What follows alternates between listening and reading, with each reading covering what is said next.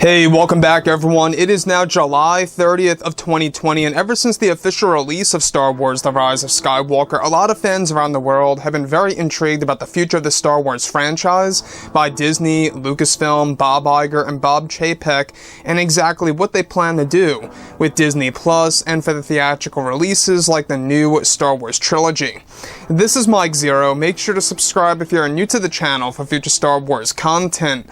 Now, the one thing about Disney Star Wars is that we do know that they are heading in a better direction for the Star Wars fandom around the entire world. Essentially, what they really want to do is that they really want to bring it to the same exact level as the Marvel Cinematic Universe, and like I've said many times before in the past, that is going to take a lot of time and effort and a high success rate throughout a number of years to really get it to such a level. Now, one thing that fans have been very intrigued about is, of course, what could have been for the Rise of Skywalker. We do know that the production for this movie was a very shaky and messy one because of Kathleen Kennedy interrupting and initiating all those reshoots and those rewrites, whatever have you, twice. You know, there were two big phases of reshoots that really went through a lot of segments of the movie and even changed out multiple deleted scenes for the very ending of Episode 9.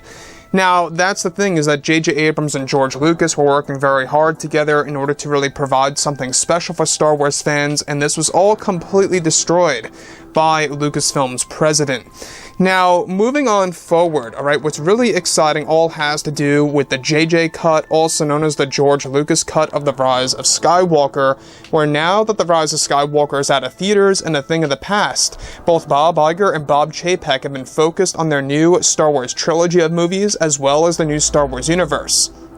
Now, it's described that currently Bob Chapek is doing everything in his power in order to create the JJ cut / Lucas cut, which is aimed to be 4 hours long in length, involving dozens of deleted scenes that they aim to release sometime in 2023 on Disney Plus. One of the major sequences that are actually aimed to be inserted into the 4-hour cut of The Rise of Skywalker involves a major sequence with actor Matt Smith as the Dark Acolyte. Now, it's noted that the scene involves a moment in which Palpatine's clone body begins to deteriorate, and that the scene was a part of the third act in one of the cuts of the movie before it got deleted by Kathleen Kennedy. The sequence involved the actual Sith Eternal and the Sith world of Exegol, where the sequence also involved a moment in which a ritual would begin, with Palpatine shouting out a series of Sith code to the Sith Eternal, which are the crowds of people on Exegol. Palpatine would call out the Dark Acolyte, where he would have him kneel before him on top of a strange pattern that's carved into the ground on Exegol in Palpatine's throne.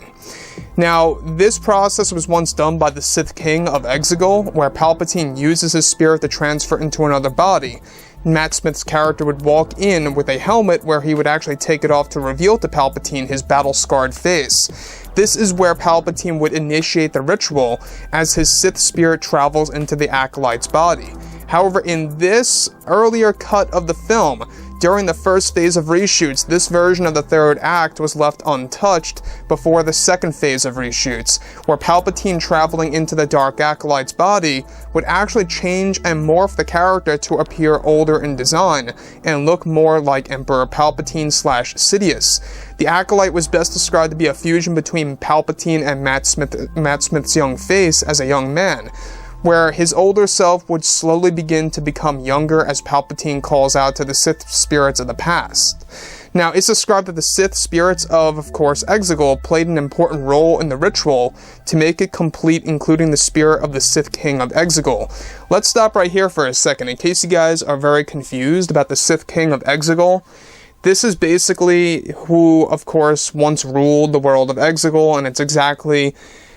who the actual, Sith ruler was once, a thing of the past thousands of years before the events of the Phantom Menace. In fact, that throne that you do see, that's not Palpatine's, that is the Sith King's. And they really wanted to create a bigger backstory for that character, originally speaking by JJ and George.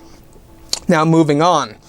Now, eventually both Kylo Ren and Rey would interrupt the ritual where the fight would actually begin and where they would actually fight an older version of Matt Smith's character, where during the lightsaber duel, Smith's character would keep robbing them of their life force every couple of seconds in short and strong bursts, making him, of course, younger every 2 minutes or so, give or take, during the battle on Exegol. This was a part of the original third act before they began extensive reshoots to change many of the endings of the movie, where Palpatine within the Acolyte's body would be able to speak throughout the Acolyte as well, where Matt Smith's accent would change to Palpatine in a younger sounding voice, much like how Palpatine sounds in The Phantom Menace. Palpatine's voice would have tons of dialogue during the actual saber duel against both Kylo and Rey in order to create something fresh and new for the Star Wars fandom around the world. So like I said before in the past, guys, drop a comment below, let me know what you think about all of this in the comments, and if you guys did enjoy the content for today, do make sure to drop a thumbs up on this video to support the channel. I thank you all so very much for the kind support, and I'll catch you guys next time.